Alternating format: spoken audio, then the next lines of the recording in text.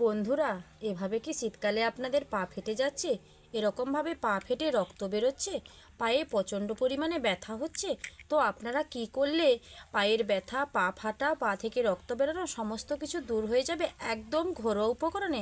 আজ আমি আপনাদের সেই টোটকাই শেয়ার করব, যাতে আপনাদের পা হবে খুবই নরম, তুলতুলে, ঝকঝকে, কোমল হয়ে উঠবে। নমস্কার বন্ধুরা, আমি দেবযানী। আপনাদের চ্যানেল দেবযানী রান্নাঘরের ভিলেজ ফুডে আপনাদের সবাইকেই স্বাগত জানাই। শীতকালে মূলত একটাই সমস্যা, পা ফাটা। সেই পা ফাটা চিরতরে বিদায় নেবে আজকে একটা পাতার সাহায্যে। আজকে আমি একটা মাত্র পাতা দিয়ে পা ফাটা চিরতরে বিদায় জানানোর কিন্তু ঘরোয়া টোটকা আপনাদের সঙ্গে শেয়ার করব। পুরো ভিডিওটা একটু স্কিপ না করেই দেখতে থাকুন। চলুন শুরু করা যাক। প্রথমেই আমি আপনাদের বলেছি শুধুমাত্র একটা পাতা দিয়ে কিন্তু আজকের পা ফাটা দূর করা যাবে। তবে সেই দূর করানোর জন্য যে পাতাটার প্রয়োজন একটা নয়, বেশ অনেকগুলো নিয়েছি, তবে অনেকগুলো লাগবে না। আর এই পাতা দেখে আপনারা নিশ্চয়ই চিনতে পারছেন কী পাতা। দেখাচ্ছি, উল্টে পাল্টেই আপনাদেরকে দেখাবো। এই দেখুন, পাতাগুলো এরকম একদম টাটকা, একটু নরম দেখে পাতা নিতে হবে, তবে একটু বয়স্ক হলেও কোনো অসুবিধা নেই। আজকে আমি এখানে পুঁই পাতা নিয়েছি, বেশ কয়েকটা পুঁই পাতা তুলে নিয়েছি, তবে দুটো পাতা দিয়েই কিন্তু আজকে উপকরণ বানাবো। তো এটার জন্য প্রথমে যেটা করতে হবে, দুটো পাতা আমি এখানে নিয়েছি। এই পাতাগুলোকে আমি শিলনোড়ায় ভালোভাবে থেতো করে নেব। যদি আপনাদের হাতের কাছে শিলনোড়া না থাকে, অবশ্যই মিক্সচার গ্রাইন্ডারে সেটা আপনারা পেস্ট করে নিতে পারেন। তবে যখন আপনারা মিক্সচার গ্রাইন্ডারে পেস্ট করবেন, তখন একটু বেশি পরিমাণে পাতা পেস্ট করে রেখে দেবেন। দেখবেন যেন 2 থেকে 3 বার 4 বার পর্যন্ত আপনারা এই রেমেডিটা ব্যবহার করতে পারেন। সেরকমভাবে একটু বেশি পরিমাণে নিয়ে কিন্তু রেডি করে নেবেন। তবে আমার যেহেতু শিলনোড়া রয়েছে, আমার যখনই প্রয়োজন আমি তখনই বানাবো। তবে আজকের জন্য আমি দুটো পাতাই নিয়েছি। আর আমি এখানে পুঁই পাতার ব্যবহার করছি। পুঁই পাতাটা এমন একটা হরহরে হয়, পুঁই পাতার মধ্যে যে হরহরে ভাবটা আছে অন্য কোনো পাতার মধ্যে কিন্তু সচরাচর দেখা যায় না। সেরকম কোনো পাতা নেই যার মধ্যে হরহরে ভাব আছে। এই যে একটা হরহরে ভাব রয়েছে, এই হরহরে ভাবটা কিন্তু আমাদের পা ফাটার কাজে, স্কিনের মধ্যে প্রচুর একটা উপকারী উপাদান। তার জন্য আমরা এই পুঁই পাতাটাই কিন্তু ব্যবহার করছি পা ফাটার কাজে। পুঁই পাতাটাকে থেতো করে নিই, চলুন।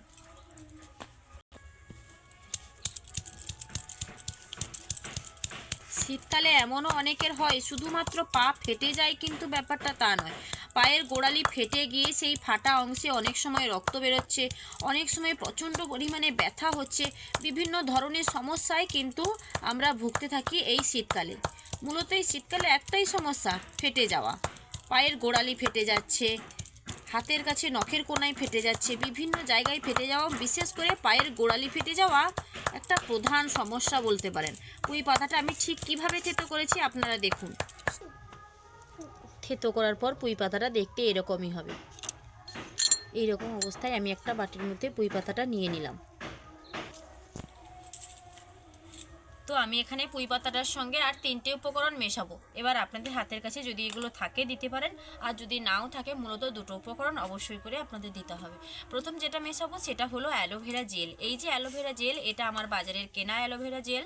তবে আপনারা চাইলে বাড়িতে এমনি অ্যালোভেরা গাছের পাতাগুলো যে থাকে না, অ্যালোভেরা গাছের যে লম্বা লম্বা পাতাগুলো হয়, ওই পাতাগুলো দুদিক থেকে চিড়ে নিয়ে, মানে সবুজ ছাল অংশটা তুলে দিয়ে ভেতরের জেলি অংশটা আপনারা কিন্তু এখানে ব্যবহার করতে পারেন। তো চলুন, আমি এখানে কিছুটা অ্যালোভেরা জেল নিয়েছি, পুঁই পাতার সঙ্গে দিয়ে দেব। অনেক সময় ডাক্তার বিভিন্ন রকমের ট্রিটমেন্ট করে থাকে, তবে আজকের আমার এই ঘরোয়া ট্রিটমেন্ট না ডাক্তারের ট্রিটমেন্টকেও হার মানাবে। যদি আপনারা সেটা সঠিকভাবে, সঠিক পদ্ধতি নিয়ম মেনে যদি ব্যবহার করেন, আমি কিন্তু আপনাদের গ্যারেন্টি দিয়ে বলছি ডাক্তারের ট্রিটমেন্টকে এটা হার মানাবে। আর আমি এখানে দেখুন হাফ চামচ মতো হলুদ গুঁড়ো নিয়ে নিয়েছি। আমরা রান্নায় যে হলুদ গুঁড়ো ব্যবহার করছি সেই হলুদ গুঁড়ো আমি এখানে ব্যবহার করছি। তবে আপনারা চাইলে বাগানের কাঁচা হলুদ যদি কারুর কাছে থেকে থাকে, অবশ্যই সেই হলুদের বাটা কিন্তু নিতে হবে। তখন তো আর হলুদ গুঁড়ো ঠিকঠাক পাওয়া যাবে না, তবে হলুদের বাটাটা নিয়ে নিতে হবে। আর এটা হলো গ্লিসারিন। আমি বোতলটা আপনাদের ভালোভাবে দেখাচ্ছি, এই দেখুন, এটা হলো গ্লিসারিন। যে কোনো দোকানে, বিশেষ করে মেডিসিন দোকানে কিংবা কসমেটিক দোকানে আপনারা এগুলো পেয়ে যাবেন। এই গ্লিসারিনটা একদমই অপশনাল, দিতে পারেন আবার নাও দিতে পারেন, তবে দিলে কিন্তু খুব তাড়াতাড়ি এটার কাজ হবে, তার জন্যই কিন্তু দেওয়া। গ্লিসারিনটা আমাদের শীতকালীন স্কিনের জন্য কতটা উপকারী নিশ্চয়ই আমাকে নতুন করে সেটা আর বলে দিতে হবে না, আপনারা প্রত্যেকেই জানেন। গ্লিসারিন স্কিনটা ফাটার কাজে খুবই উপকারী। যখনই স্কিনটা ফেটে যায়, যদি আমরা ওই গ্লিসারিনটাকে ব্যবহার করি না, তাহলে কিন্তু ওই ফাটা জায়গাটা কিন্তু একদম সুন্দর হয়ে যায়, কোনো অসুবিধা হয় না, ফাটা জায়গাতে ফাটা আর থাকে না, আপনাদের আগের মতো স্কিনই চলে আসে যখন গ্লিসারিনটা ব্যবহার করবেন।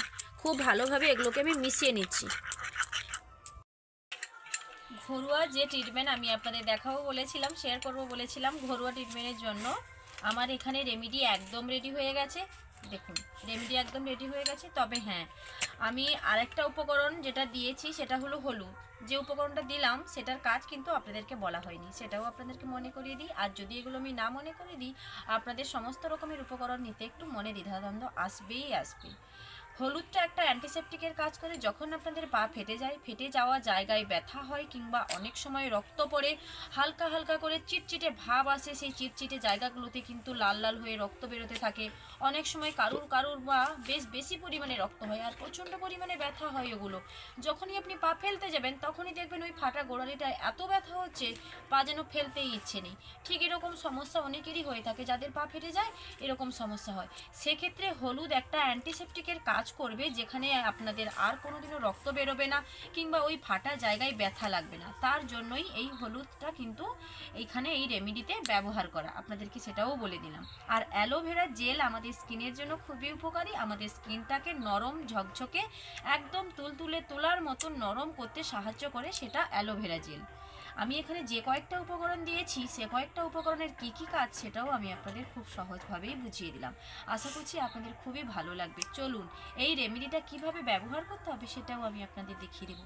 আর সপ্তাহে কয়বার ব্যবহার করতে হবে সেটাও আমি আপনাদের বলে দেবো, যাতে আপনাদের খুবই সহজ হয় আপনাদের পা ফাটা দূর করার ক্ষেত্রে এটা কিভাবে ব্যবহার করতে হবে সেটা বোঝার জন্য। চলুন তাহলে দেখাই এবার। আপনারা ভালোভাবে লক্ষ্য করে দেখুন, এই যে আমার গোড়ালিটা কিভাবে ফেটে ফেটে গেছে দেখুন। যদিও খুব একটা বেশি করে ফাটেনি, তবে আমি যখন আলতা পরেছি তখন খুব ভালোভাবেই বোঝা যাচ্ছে ফাটা জায়গাগুলো কোথায়। আর এই যে ফাটা অংশগুলো যখন প্রচণ্ড ঠান্ডা পড়ে না, বেশ হালকা হালকা করে ব্যথা হতে শুরু করে। তবে আমার রক্ত বেরোয়নি, কিন্তু হালকা হালকা করে ব্যথা হতে শুরু করে। তার জন্য বেশ কয়েকদিন ভাবছি আমি এই রেমেডিটা বানাবো আর আমার পায়ে লাগাবো। তবে আজকে একটু সময় হলো, তার জন্য আপনাদেরকেও দেখিয়ে দিলাম, আর আমারও পায়ে লাগানো হয়ে যাবে, আমার পা ফাটাটাও দূর হয়ে যাবে। তবে হ্যাঁ, যখন তখন আবার এই পা ফাটা জায়গায় এই রেমেডিটা আপনারা লাগিয়ে ফেলতে যাবেন না, তাহলে ওই ফাটা জায়গায় আরও বেশি করে ফেটে যাবে, আরও বেশি করে ব্যথা পাবেন আপনারা। এই পা ফাটা যে জায়গাটাতে, ওই জায়গাটাতে কিন্তু বিশেষ করে রাত্রেবেলায় আপনাদেরকে এই রেমেডিটা ব্যবহার করতে হবে। বিশেষ না, যদি রাত্রে নাও হাতের কাছে সময় থাকে, তাহলে সন্ধ্যাবেলা কিংবা সন্ধ্যাবেলা বা রাতের বেলা, দিনের বেলা কোনো রকমভাবে এই রেমেডি ব্যবহার করা যাবে না। এই রেমেডিটা ব্যবহার করার পর কিন্তু হাঁটা যাবে না, বেশ কয়েক ঘন্টা ধরে হাঁটা যাবে না হাঁটাটাই ভালো। যদি হাঁটতে যান আপনারা, ওই রেমেডিটা পড়ে যাবে, আর ওইখানে স্কিনের মধ্যে ওই ফাটা জায়গায় ঢুকে যে রেমেডিটা কাজ করবে সেটা আর কিন্তু হবে না। যখনই আপনারা রেমেডিটা পায়ের মধ্যে লাগাবেন, ওই ফাটা জায়গায় লাগাবেন, ওই ফাটা জায়গাতে সাবান কিংবা উষ্ণ গরম জল দিয়ে ধুয়ে নিতে পারেন, তাহলে পরিষ্কার হয়ে যাবে।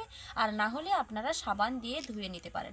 না হলে সবথেকে বেটার হবে একটা কাজ, এখানে উষ্ণ গরম জলে কিছুটা শ্যাম্পু, যে কোনো ধরনের শ্যাম্পু, কিছুটা শ্যাম্পু নিয়ে জলটাই ভালোভাবে গুলে নেবেন। ওই জলে আপনারা পাটা ভালোভাবে ধুয়ে নিয়ে পাটা মুছে তারপর এই রেমেডিটা আপনারা পায়ের যে ফাটা অংশটা আছে ওখানটাতেই লাগাবেন। আমি কিন্তু পাটা একদম ধুয়েই বসেছি, কারণ আমি জানি যে পা ধুয়ে বসতে হয়। আপনাদের খেয়াল থাকবে কি থাকবে না, তার জন্য আমি এগুলো মনে করিয়ে দিলাম।